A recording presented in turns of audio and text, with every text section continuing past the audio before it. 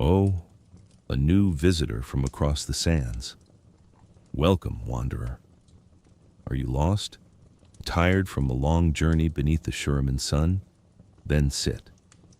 The fire is warm, the night air is cool, and the stars above us have been watching over this desert longer than any empire has managed to stand. And tonight, I want to tell you about the greatest empire Runeterra has ever seen.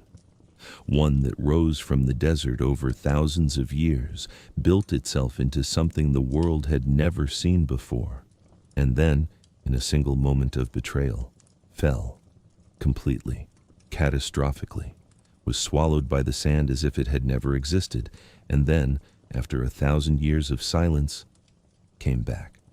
Are you comfortable? Good. Then let us begin. Shurima is not just a nation. It is an entire continent, the vast southern landmass of Runeterra that stretches so far in every direction that you could walk for months without reaching its edges and still not see all of it. The continent is dominated by desert, not the romantic, gentle desert of legend, not golden dunes under soft sunsets with the occasional picturesque oasis. The Shuriman Desert is brutal and enormous and indifferent to whether you survive your crossing of it. The Sai, the Great Sands, is the vast interior desert, a place where the heat at midday is capable of killing an unprepared traveler within hours, where sandstorms appear without warning and can bury entire caravans in minutes, where the distance between water sources is measured not in hours but in days of desperate walking. And yet, it is one of the most magnificent places in all of Runeterra. In the way that all extreme environments are magnificent, they are honest about what they are. The Shuriman Desert doesn't pretend to be gentle. It doesn't offer comfort it can't deliver. Under a clear night sky, the stars above the Sai are so numerous and so bright that the sky itself seems to be made of light rather than darkness. The silence of the deep desert when the wind isn't blowing is a kind of silence that people from crowded cities can barely imagine, complete, enveloping, and somehow deeply restful. The desert has been the defining force of every culture that has ever existed in Shurima. It shapes everything: the architecture, the religion, the politics, the relationship between people, and the very concept of scarcity. Water is the most valuable substance in Shurima, more precious than gold or magical artifacts.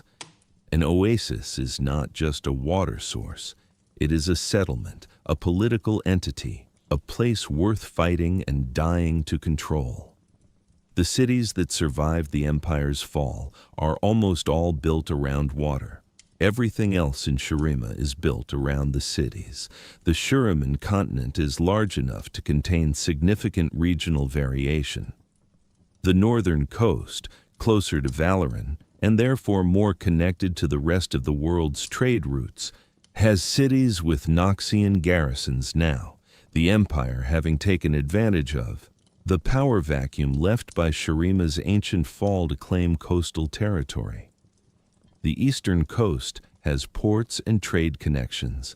The deep south, beyond the Sai, contains mysteries that even the ancient Shuriman Empire did not fully map. The void wastes are perhaps the most significant geographical feature besides the desert itself. This is the region that used to be Icathia, the city-state that unleashed the void thousands of years ago in a bid for freedom from Shuriman rule. What remains of Icathia is not ruins in any conventional sense. It is a scar. A place where reality was permanently damaged, where the boundary between the material world and the void is thinner than anywhere else on the continent, and where void creatures still occasionally surface from below. The Sai around the void wastes is avoided by every tribe that knows what happened there. The tomb of the emperors sits beneath the Shuriman capital, a sealed underground complex where Shurima's dead emperors were entombed, and which served for 1,000 years as the improvised prison of two beings who could not be killed but could not be allowed to roam free. More on that soon. The Oasis of the Dawn is located near the capital, the Mother of Life as it was called, whose waters carry healing properties so powerful that any edge dipped in them is said to strike truer afterward. It was almost completely dried up during the millennium of the Empire's absence. When the Empire returned, the waters came back with it. The people of modern Shurima, the ones who survived the Empire's fall and the 1,000 years of desert survival that followed, are nomadic for the most part, organized into tribes that move with the seasons, following water sources and grazing routes that their grandparents knew and their grandchildren are already learning. They are lean and practical and deeply attuned to the desert's moods in the way that you become attuned to something you depend on for your life. The tribal structure of modern Shurima is built around several core values that the desert itself enforces without apology. Hospitality, because turning away a traveler in the Sai is effectively a death sentence, and tribes that refused hospitality died out over the centuries. Deep knowledge of water, which is passed from elder to child with the same gravity that other cultures pass down sacred texts, and a pragmatic relationship with the past that is worth pausing on. The tribes remember the Empire. They do not spend much time mourning it. You cannot mourn and survive the Sai simultaneously. The desert demands your attention in the present tense, and people who drift into nostalgia for a civilization that has been sand for 1,000 years tend not to find water before their skin cracks. Trade in modern Shurima is conducted at the oases, the permanent water sources that serve as the anchoring points of the desert's mobile economy. Caravans move between oases on routes that have been walked for centuries, carrying cloth and metal and salvaged relics and information. The information is often more valuable than the physical goods. Knowing where Rek'Sai's territory has shifted this season, or which route was buried by last month's sandstorm, or which oasis has gone brackish from underground salt. These pieces of intelligence travel the desert on the lips of caravan drivers and are paid for accordingly. The desert's economy runs on the knowledge of the desert itself, hoarded and traded like any other scarce resource. Faith in the modern desert tribes is not institutional in the way it was in the Empire. There are no sun priests with formal training and maintained temples. Those structures and that tradition died with the capital. What remained is something more personal and more resilient, a general orientation toward the sun as the source of all life and the inheritor of the divine mandate that the Empire held. People pray at sunrise in the desert the way other cultures pray in temples. The sun is not abstract.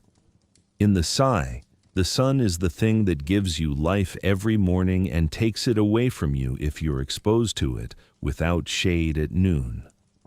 The line between theological reverence and practical respect blurs in the desert in a way it doesn't in more temperate climates. They carry the memory of the Empire with them. Not as history. Most of them cannot access the written records which were buried under sand for 1,000 years, but as story and song and the half-remembered shapes of something enormous that existed before their grandparents' grandparents were born. The Shuriman capital had become myth. The Ascended had become gods in the religious sense rather than the literal sense. The sun disk was something people prayed to as an abstract concept of divine power, not realizing it was a physical object that had once actually existed and could, in principle, exist again. when the city of Shurima rose out of the desert sand in Tadit. The present era of the lore literally rose, the buried structures erupting upward from beneath the sand. The people of the tribes who witnessed it were not experiencing confirmation of history. They were experiencing confirmation of religion. Everything their stories had told them was true. And the implications of that, good and terrible, are still unfolding.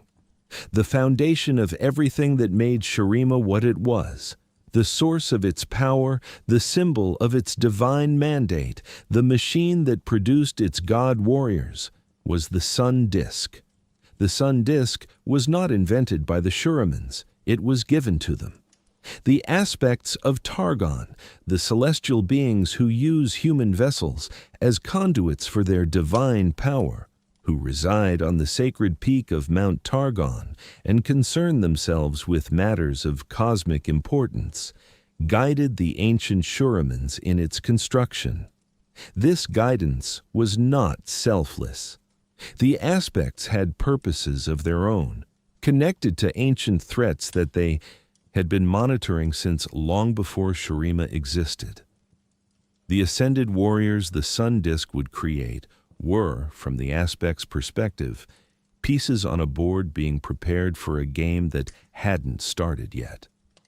But to the Shurimans, the gift was everything. The sun disk was a massive circular structure positioned above the capital city, oriented to channel the power of the sun itself at precise astronomical moments. When a worthy candidate underwent the Ascension ritual at the right moment beneath the sun disk at its full power, the sunlight channeled through the disk would transform them. Not metaphorically, physically.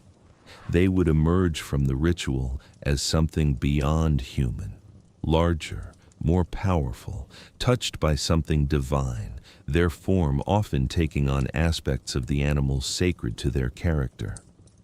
Their strength would be superhuman. Their lifespan would extend to something approaching immortality. These were the Ascended, and they became the foundation of the Shuriman. Empire's power for thousands of years. Not just anyone could undergo the ritual. The Sun Priests, the religious order responsible for the sun disk and its ceremonies, maintained strict criteria for who was worthy.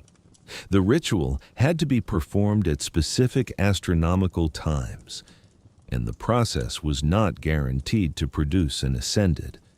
There were cases where the ritual went wrong, where the power of the sun disk was too much for the candidate, where the transformation produced something malformed rather than divine, something that was still powerful, but that had lost the human qualities that made the Ascended guardians rather than monsters. The Darken are the clearest evidence of what happens when the Ascension process goes catastrophically wrong. The Darken are beings who underwent something like Ascension, possibly through a different process, possibly through corrupted rituals. The exact origin is debated, and emerged as something that is all power and no humanity. They bound their souls into their weapons, which in itself suggests how far they had drifted from the balance that a successful ascension requires. They became weapons in the truest and most literal sense, tools of destruction with no purpose except destruction. The successful Ascended were different. They retained their memories, their relationships, their personalities. Nasus was still the scholar and strategist he had always been. Renekton was still the fierce, loyal warrior. Setaka was still the queen who led through strength and wisdom rather than simply force. The Ascension enhanced who they were rather than replacing who they were. This is what Xerath stole, and it is why his theft was a betrayal at the deepest possible level. The Ascended served as the military force, the diplomatic authority, and the spiritual representatives of the Shuriman Empire simultaneously. They were not simply soldiers. They were living proof of the Empire's divine favor, evidence visible and undeniable that Shurima had the blessing of something greater than mortal power. Their presence on a battlefield ended most battles before they began. Their authority in negotiation was backed by the knowledge that defiance would bring something that could not be stopped by conventional means. Under their protection, Shurima expanded. The empire grew across the continent over thousands of years, absorbing smaller cultures and city-states, not always gently, not always with consent, but with a consistency that suggested the process would eventually encompass everything in the south. Trade routes connected formerly isolated communities. The great library of Nasus became one of the most comprehensive repositories of knowledge in the world. The Shuriman legal system, harsh in places but coherent, provided a framework that allowed very different cultures to coexist under one banner. Not everyone found this arrangement acceptable. Icathia is the most significant example, but not the only one. There were people throughout the empire's history who resisted, who preserved older traditions in secret, who never fully accepted the Shuriman narrative of divine mandate. The empire's response to this resistance varied by era. Some periods were more tolerant than others, but the general direction was expansion, absorption, and the subordination of older identities to the larger Shuriman one. The sun disk made it possible. Without it, there were no ascended. Without the ascended, Shurima was a powerful desert civilization, but not the empire of god warriors that reshaped an entire continent. The disk was not just a symbol, it was the engine. We have mentioned Icathia in earlier videos, in the Ixtal lore, when we talked about Nazuk and the monolith. But in the context of Shurima, Icathia's story takes on its full weight, because the void that Icathia unleashed was not just a catastrophe for Icathia. It was nearly the end of the Shuriman Empire itself, and the consequences of it are still poisoning the desert 2,500 years later. Icathia was a proud city-state that had been incorporated into the Shuriman Empire, not willingly. The Icathians maintained a fierce cultural identity that resisted assimilation, and they accumulated resentments over generations of Shuriman rule. When the moment came that they judged their opportunity to be right, they acted. What they acted with was something they had discovered in the ground beneath their city, a power that seeped upward from underground like heat from a vent. They had spent years learning to channel it, to shape it into something they thought they could control. The void is not controllable. The void is not a tool. The void is something from outside the world that does not follow the world's rules, including the rule that things under your control stay under your control. The Icathian mages opened a rift. Void creatures poured out. What the Icathians had intended as a weapon against Shurima became a catastrophe that consumed everything, including the Icathians themselves, including the Shuriman armies sent to stop them, including the great ascended warrior Queen Sataka, who died destroying the largest of the void creatures with her nether blade at the cost of her own existence. The void war that followed was the most terrible conflict in Shurima's history. The void creatures that emerged from Icathia did not simply destroy, they erased. The ground around Icathia became the void wastes, permanently scarred, permanently thinned, a place where the world is still slightly wrong. Void creatures called Rek'Sai, massive, fast, burrowing through sand the way fish move through water, spread across the Shuriman desert and are still present in enormous numbers today. a living remnant of a catastrophe that happened thousands of years ago. The ascended host fought for years to contain the damage. Nasus and Renekton were among the most important figures in this war. Their combined abilities, Nasus's strategic genius and Renekton's ferocious combat power, making them the most effective pair in the Ascended's arsenal. They sealed void rifts. They hunted the largest void creatures. They held the line when nothing else could. The Ascended won, barely, at terrible cost. The warriors who survived the Void War were not unchanged by it. Centuries of fighting something that unmakes reality leaves marks on any consciousness, even one as durable as the Ascended. Several Ascended emerged from the war with aspects of their personality eroded, their stability compromised, their connection to the human self they had been before the ritual strained to breaking points. The horror of what they had seen in the Void War would eventually contribute, along with Xerath's betrayal, to the mental fragmentation that defined what happened to Renekton in the centuries that followed. Rek'Sai deserves her moment here, because she is the living representative of the void in the Shurima desert today. She is the largest and most powerful of the Rek'Sai, the burrowing void creatures that have made the deep Sai their territory for thousands of years. She is not a monster in a simple sense. She is an apex predator of extraordinary intelligence by the standards of void creatures, whose territory instincts and pack dynamics have made her as close to a queen of the sands as any creature alive.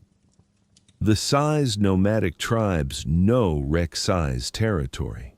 They know which areas of desert floor produce the particular vibrations that suggest she is below. They plan their caravan routes around her presence, not because they are afraid of her in a small way. They are afraid of her in a very large and entirely justified way, but because she is simply a permanent feature of the landscape that you work around rather than fight. She is as much a part of the Shuriman environment as the sand and the heat. Now we come to the central, story of Shurima, the one that everything else flows from. The friendship between two people who could not have been more different, and the betrayal that ended an empire. Azir was born a prince, the youngest and least favored of the current emperor's many sons, in a family with enough heirs that any single one of them was individually disposable. Azir occupied the bottom of the succession order, and therefore the bottom of everyone's attention and expectations. He was not trained for rulership. He was not cultivated for power. He was largely left to his own devices, which meant he spent his childhood in the great library of Nasus, reading. He read everything: history, philosophy, governance, military strategy, the theological records of the sun disk, and the Ascension ritual. He was a scholar prince in a family of warrior princes, and he was acutely aware of how that was perceived. The person who changed his trajectory was not a fellow noble, not a mentor assigned to him by the court, not anyone his family would have chosen. It was Xerath. Xerath was a slave, born into slavery within the Shuriman Empire's vast institution of human bondage, one of the deepest moral failures of a civilization that in other ways genuinely aspired to greatness. He was brilliant in the way that some people are brilliant even in conditions designed to suppress it, unable to stop learning, unable to stop thinking, unable to stop seeing the mechanisms of the world around him with a clarity that surpassed most of the free people who surrounded him. He saved the young Prince Azir's life from an assassination attempt, not because he had any particular reason to, but because he was there and he could. This began a friendship that was, by all accounts, genuine on both sides. Two young people who had no one else paying real attention to them, finding in each other the kind of companionship that matters most, someone who takes you seriously. Azir made a promise to Xerath that he meant completely and kept throughout his life. When he was emperor, Xerath would be free. Not just Xerath, all the slaves of the empire. He intended to dismantle an institution that the empire's power structure depended on, because the friendship with Xerath had made it impossible for him to pretend the institution was anything other than what it was. The path to Azir becoming emperor was not the obvious one. Most of his older brothers were still alive when events moved to put him on the throne. Xerath, by this point, had been quietly studying sorcery for years, using his access through Azir to resources no slave should have had. And Xerath, who had begun the friendship in love and ended it in something much more complicated, arranged for the removal of the emperor and enough of his successors that Azir became the obvious candidate. He did not tell Azir what he had done. Azir never found out, which means he ascended the throne with clean hands in his own mind, having no idea that his closest friend had committed murder to put him there. Azir's reign was, by many accounts, genuinely good. He was a reformer, not a revolutionary, not someone who dismantled the old order overnight, but someone who moved steadily and deliberately toward a more just version of the empire he had inherited. He worked on slave emancipation, keeping the plans secret because open announcement before the groundwork was laid would have provoked a noble rebellion. He expanded the great library. He tried to be the emperor that his childhood in the library had taught him an emperor should be. And throughout all of it, Xerath was beside him, advising, counseling, steering, and resenting. The resentment grew from something that Azir could not have fixed even if he had known about it, the gap between what Xerath had been promised and what was possible. Azir had promised to free him when he became emperor. He had done that immediately on the first day of his reign. But freedom for one person, even your closest friend, is not the same as justice. Xerath had spent his entire life in a society that treated him as property. He had accumulated a rage against that system, against Shurima itself as a system that the personal kindness of one good emperor could not dissolve. He had also been secretly studying the Ascension ritual for years, not just studying it, preparing to steal it. His plan was not to support Azir's ascension and share in the Empire's glory as a trusted advisor. His plan was to push Azir into the ritual, intercept the power of the sun disk at the critical moment, and take it for himself. The tragedy is the timing of what Azir did just before the ritual began.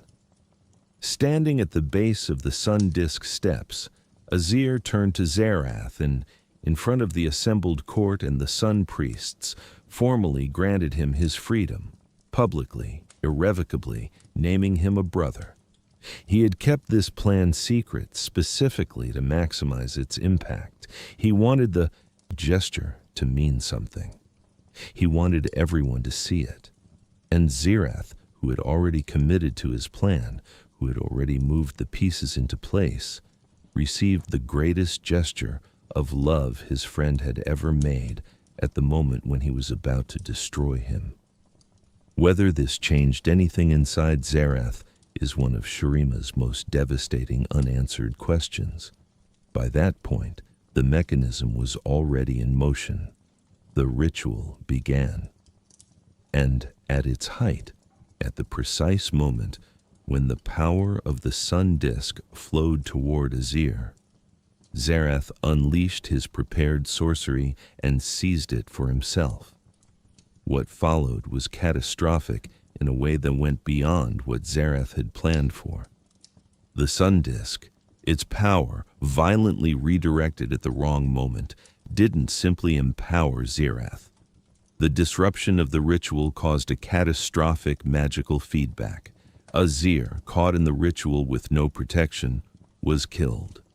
Killed as an emperor, killed as a person, killed as a human being, gone in a moment. The city of Shurima, whose magical foundations were tied to the sun disk and the ritual that was meant to renew them, began to fail. The structures crumbled. The sands that had been held back by the city's magic came flooding in. The greatest city in the world sank into the desert in a matter of hours. Xerath, transformed by the stolen power into something that was more energy than flesh, found himself not triumphant, but trapped. The explosion of magic had done things to him that he had not anticipated. He was no longer human.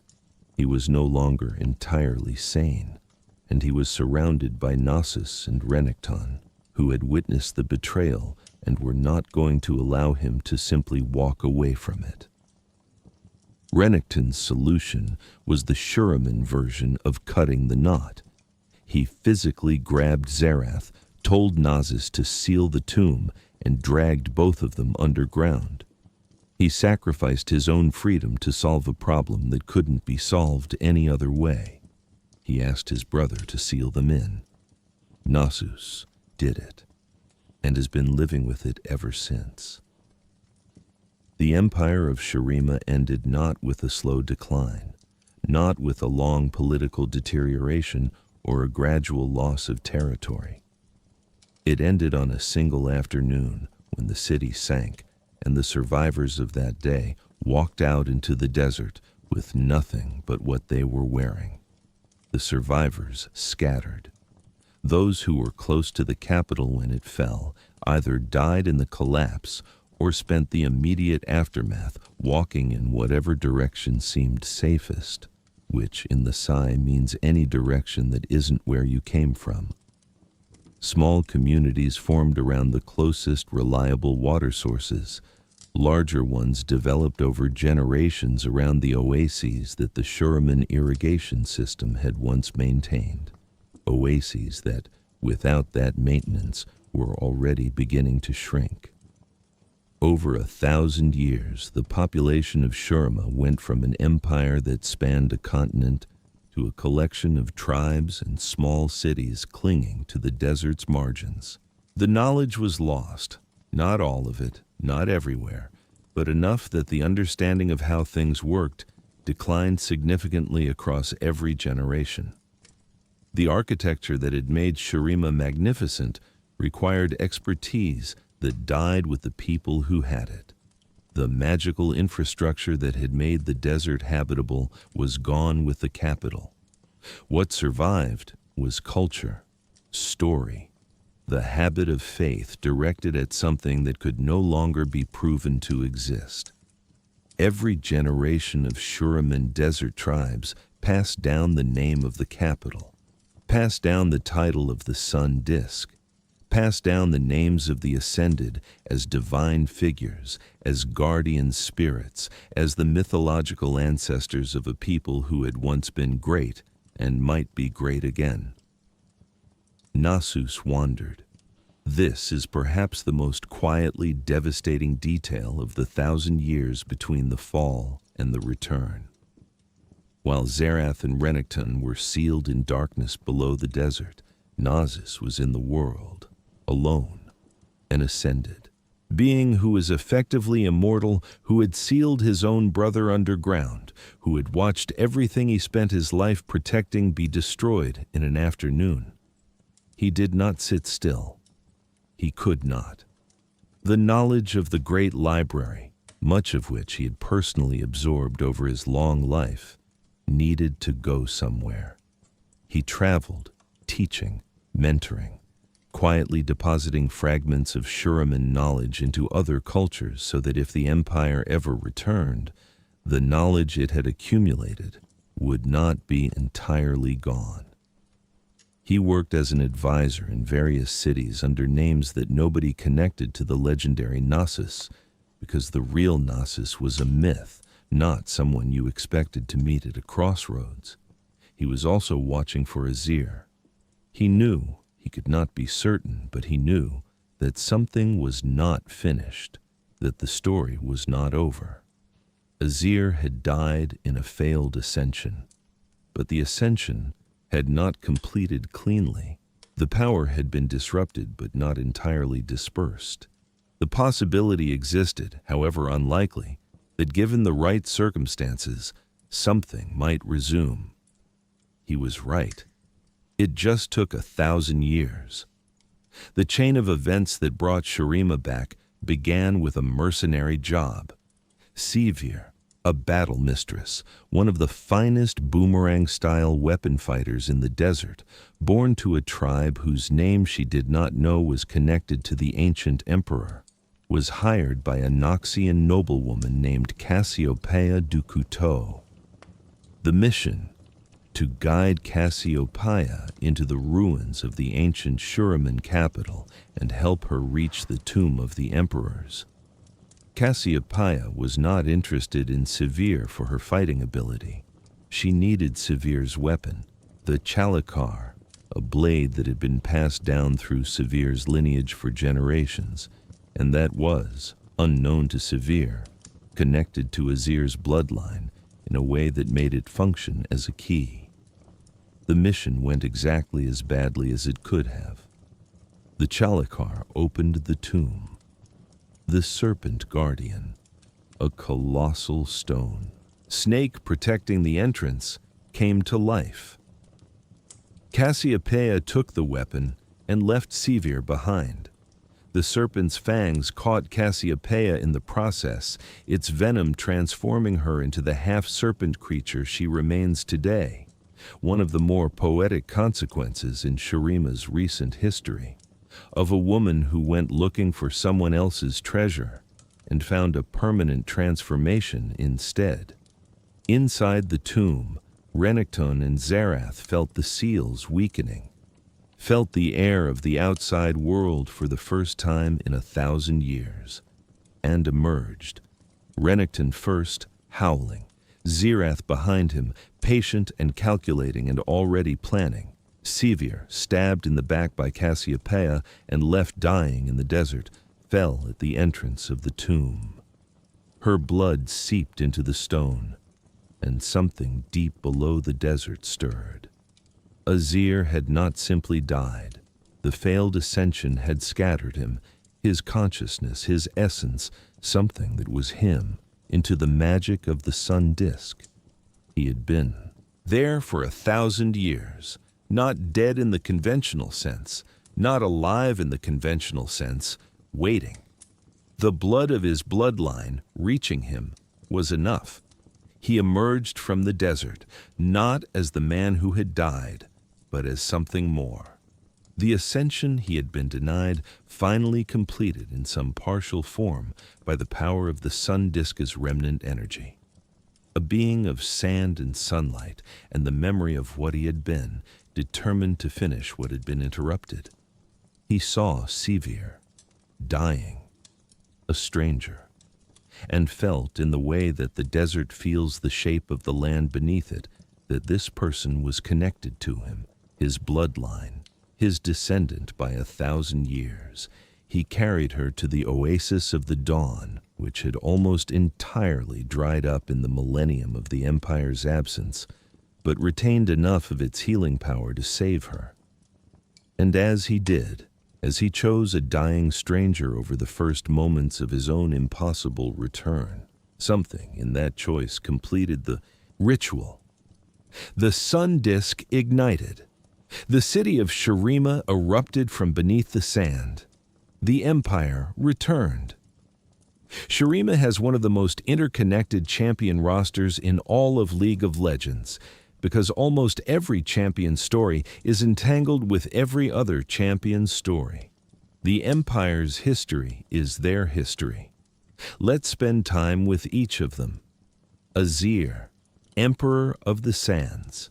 We have already told most of Azir's story in the historical sections, but the present-day version of him deserves his own moment. He is back, The city is back, and he is simultaneously the most powerful person in Shurima and in a deeply compromised position, because the world he is trying to rebuild is not the world he left. The people of the desert tribes have survived for 1,000 years without an emperor, and are not universally eager to have one again. The Noxians control the northern coast, and have no intention of giving it back simply because the Empire's original ruler has reconstituted himself. Xerath is free and at war with him. Renekton is free and consumed by madness. He is also aware, at some level, of the questions that his return raises. He wants to restore Shurima, but the Shurima he wants to restore contained an institution of slavery that he was trying to dismantle when he died. He cannot restore Shurima exactly as it was, because Shurima exactly as it was not good enough.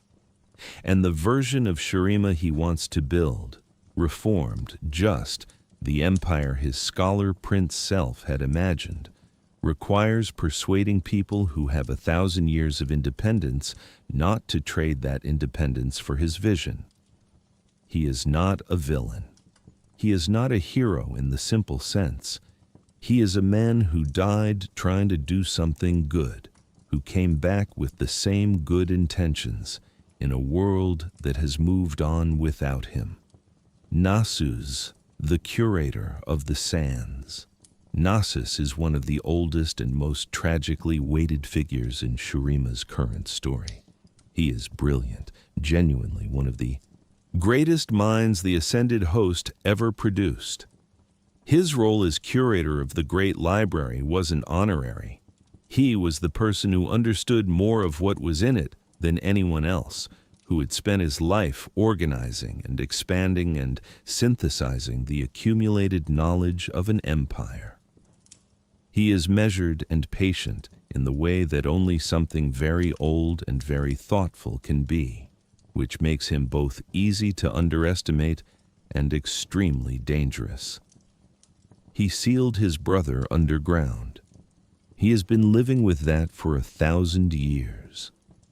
The relationship with Renekton, the smart older brother and the fierce younger one, the scholar and the warrior, the pair that was more effective together than either was alone, was the defining relationship of Nasus's pre-fall life. And he ended it by doing what needed to be done, the way he always did what needed to be done, with no hesitation and with the full weight of consequence falling on him. He wants to save Renekton. He knows what happened to his brother in the darkness, the centuries of Xerath's lies, the slow erosion of a mind that was not built for that kind of isolation, the twisted version of events that Renekton now believes. He knows that the version of Renekton currently roaming the desert, howling for vengeance, is not the brother he knew, and he has not given up on the possibility of bringing that brother back. Whether that's achievable is one of Shurima's most heartbreaking unresolved questions. Renekton, the Butcher of the Sands. Renekton's tragedy is one of the more quietly devastating ones in all of Runeterra's lore, precisely because it didn't have to happen this way. He was the best of the Shuriman warriors, not the smartest, not the most strategic, not the most politically useful, but the most purely effective in the field, fierce and loyal and reliable in the way that only someone who has decided completely who they are and what they stand for can be reliable. He went into the darkness with Xerath willingly, sacrificing his freedom so that his brother wouldn't have to sacrifice his life to do something that needed to be done. He asked one thing in return, that Nasus come for him, that Nasus find a way to free him from the tomb. Nasus could not. In 1,000 years, he could not find a way to open the tomb that wouldn't also free Xerath. And so the years passed, and in the darkness, Xerath spoke, and Renekton listened, because there was nothing else to listen to. The lies were patient and careful and consistent, The slow drip of a narrative that Nasus's jealousy was what had really driven the sealing of the tomb, that Xerath was the real victim, that the world outside had moved on and forgotten them both, while Nasus lived in freedom. By the time Renekton emerged, he believed most of what Xerath had told him. The rage and the grief of centuries had nowhere to go except toward the story he had been given. He came out of the tomb looking for his brother, and not in a loving way. The hope that Nasus holds for him is real. It is also, in the current state of things, very difficult to pursue when your brother is trying to kill you. Xerath, the Magus Ascendant. Xerath is the most powerful pure magical entity in the Shuriman Desert, arguably one of the most powerful in all of Runeterra. He is pure arcane energy, contained within the broken pieces of his magical sarcophagus, so saturated with the stolen power of the sun disk that his form can barely maintain itself in physical reality. He is not simply evil in the way a mustache-twirling villain is evil. He is a person who was wronged by a system in ways that were real, who responded to those wrongs by doing things that were catastrophically worse than the original wrong, and who has had 1,000 years in darkness to convince himself that his choices were justified. His goal, now that he is free, is to remake Shurima, not in Azir's image, but in his own. A Shurima without the institution of the Ascended, without the sun disk as a source of inequality, without the divine mandate that allowed those with power to justify that power through religious authority. His revolution, if achieved, would eliminate a genuinely unjust element of the old Shurima. It would also kill everyone in the way of it. He is chasing Sivir specifically because her bloodline is the key to Azir's power. Eliminating her would prevent any future revival of the Azir lineage claim to the Empire. He is fighting Nasus because Nasus is the one being in Shurima capable of standing against him for any useful length of time. He is, in every conflict he engages in, simultaneously the most powerful force in the room and the most isolated one. Sivir, the battle mistress. Sivir is the most human person in Shurima's cosmic drama, and that humanity is her defining quality. She did not choose any of this. She took a mercenary job. She got stabbed for it. She woke up saved by someone who turned out to be a god emperor and connected to her bloodline in ways she had no idea about, and was immediately told that her survival had reawakened an empire and that she was instrumental to its future. Her response to this information was essentially, "That's very interesting. And no thank you." She does not want to be the imperial bloodline. She does not want to be the key to anything. She has built her life on exactly the kind of autonomy that the Shuriman Empire's return threatens to take away from her. The right to choose her jobs, her alliances, her direction. She is good at what she does because she has spent years being nothing but good at what she does, without the burden of destiny or legacy or anyone's expectations. This refusal to be what the narrative of Shurima's return needs her to be is one of the most honest character beats in the entire region's lore. The world keeps telling her she matters in specific ways. She keeps insisting on mattering in the way she chooses. Both of these things are true simultaneously. Taliyah, the Stoneweaver. Taliyah is young, one of the youngest people in Shurima's current story, and carries that youth as both a vulnerability and a strength. She is a stone mage, born to a tribe of nomadic weavers in the rocky foothills near the edge of the Sai. Her connection to stone and earth manifested young and strong, and because she was afraid of what she might accidentally do with it, she left her tribe to seek training.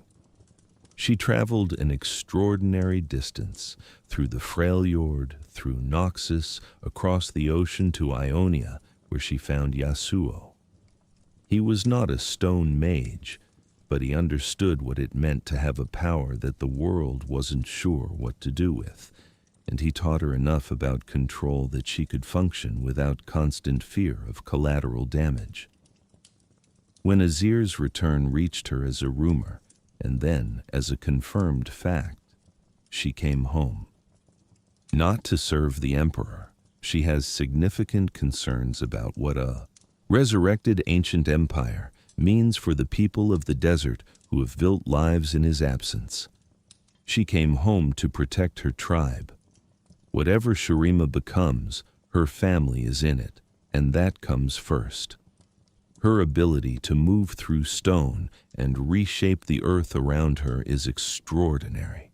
She can shelter entire city populations from magical assault with sufficiently large barriers, as she demonstrated during the confrontation at Vikara. She is, in terms of raw magical potential, one of the most powerful people in the current Shurima.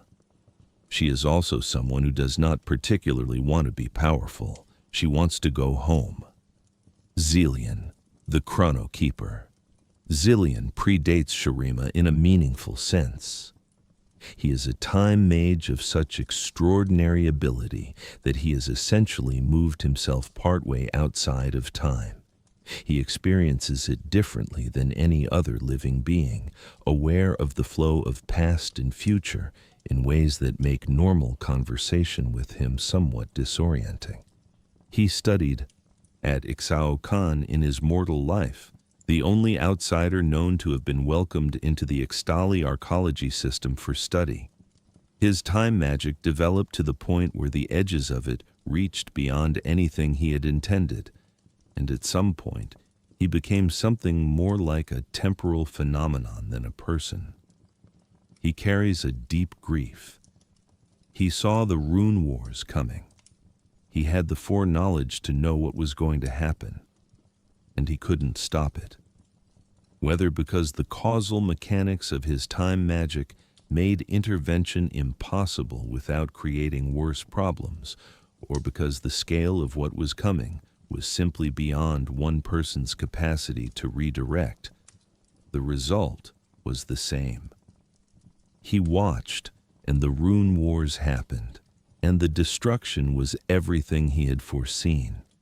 He now exists in a kind of permanent melancholy that comes from knowing too much about both the past and the future. He helps when he can. He tries to redirect when he sees something coming that might be redirectable, and he carries the weight of a catastrophe he could not stop, which is a very specific kind of grief that nobody else in Runeterra is equipped to fully understand. Akshan, the rogue sentinel. Akshan is one of the more recently added figures to Shurima's champion roster, and his story operates on a smaller and more personal scale than the ancient epics of Azir and Xerath. He is a sentinel of light, a member of an order dedicated to fighting the undead corruption of the Shadow Isles and the Black Mist. His mentor, a woman named Shadia, was killed by what the Sentinels call a scourge, a magical villain in league with the Shadow Isles. And Akshan has a weapon, his special grappling hook crossbow, that has an extraordinary property. If he can kill the scourge responsible for a death, everyone killed by that scourge is revived. He wanders Shurima and beyond, hunting scourges with the focused determination of someone who has lost someone irreplaceable and found a way to potentially get her back. He is young and clever, and carries his grief lightly on the surface, covering it with wit and bravado in the way that people who are grieving very hard sometimes do. His connection to Shurima is geographical and cultural. He grew up in the desert, knows its rhythms and roots, uses the landscape as fluently as anyone who was born to it. But his story is not about the Empire's return or the Ancient Ascended. It is about one young man, one lost mentor, and one impossible weapon that might be able to fix one terrible thing. Amumu, the sad mummy. Amumu is perhaps the most emotionally resonant figure in Shurima's lore, and also the most mysterious. He is a small mummified child, wrapped in ancient Shuriman bandages, wandering the desert in search of a friend. His origin is genuinely unclear. Some sources suggest he was an ancient Shuriman prince, cursed for reasons related to forgotten crimes against the gods. Others suggest he was a Yordle who became trapped in Shurima during the Empire's height. The ambiguity is deliberate. Riot has intentionally left the specific answer unresolved because the mystery of who he was is less important than what he is now. What he is now is desperately, profoundly lonely.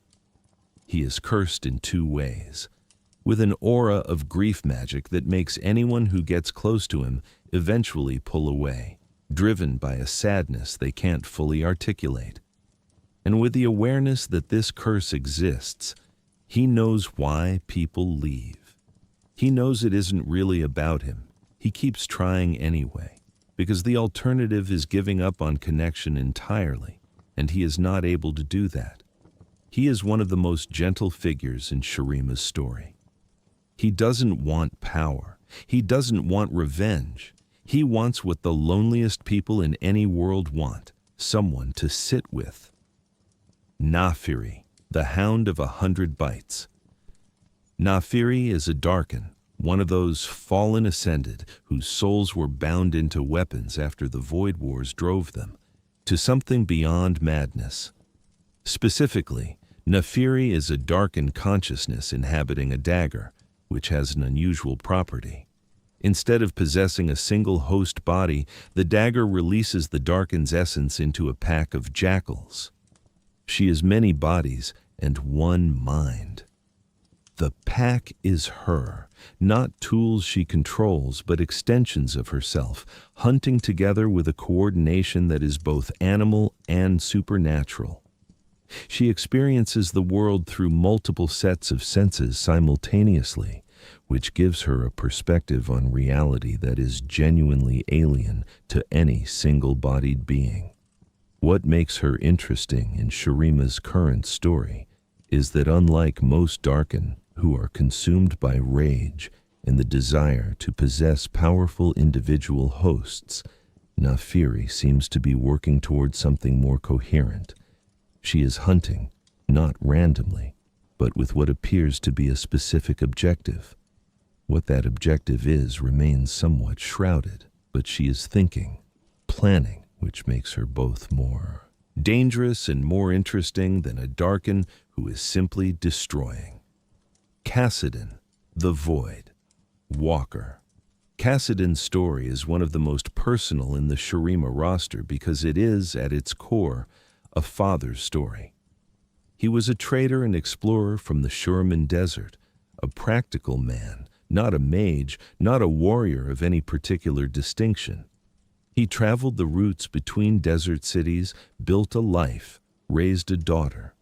Then, his daughter Kaisa disappeared near the Void Wastes, taken by the Void, or entered the Void, depending on who you ask and what actually happened. And the truth is that what happened to Kaisa is one of the more remarkable survival stories in Runeterra. She survived inside the Void. She adapted. She is still out there. But Kassadin didn't know that when she disappeared. He knew only that she was gone and that the Void had taken her. And he spent years becoming the person who could go in after her, studying Void magic in ways that human beings are explicitly not supposed to study, acquiring the netherblade of an ancient ascended hero, transforming himself with Void crystal implants into something that could survive where only Void creatures were supposed to be able to survive. He found Kaisa eventually. The reunion was not the triumphant rescue he had imagined.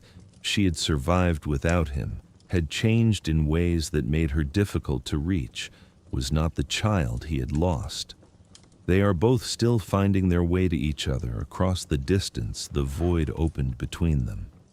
But he is still trying. That is perhaps the most Shuriman thing about him. The desert teaches you to survive in the absence of everything, and he took that lesson and aimed it at the one thing he refused to lose. Shurima in the present lore is a place of extraordinary tension and possibility. The city has risen. Azir is back. The sun disk is active again, the most significant magical development on the Shuriman continent in 1,000 years. Nasus, which had been quietly expanding into the northern coast in the power vacuum of the Empire's absence, is now dealing with the fact that the Empire is back and its original ruler has opinions about that.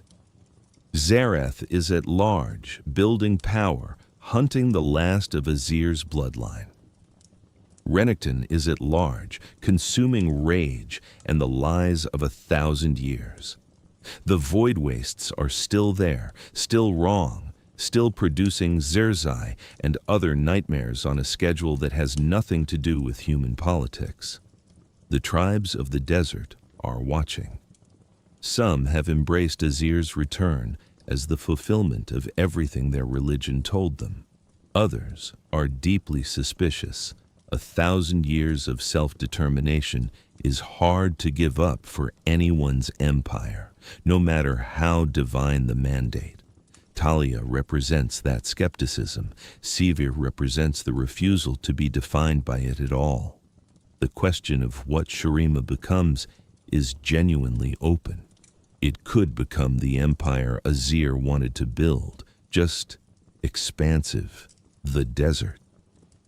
Civilization that reaches its full potential. It could become the first casualty of Xerath's revolution.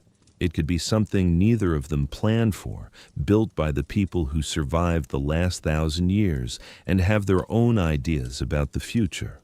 The sand remembers everything. But the sand also buries everything eventually.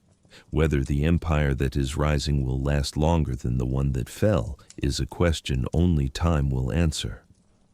The fire is burning lower now. The stars above the desert are the same ones that watched Azir ascend the steps of the sun disk on the day everything changed. The same ones that watched the city sink. The same ones that watched 1,000 years later as it rose again. Shurima asks a question that the desert itself seems to embody. What survives? Not everything does. The empire fell, knowledge was lost, cultures were erased, people who deserved better didn't get it, and yet something survived.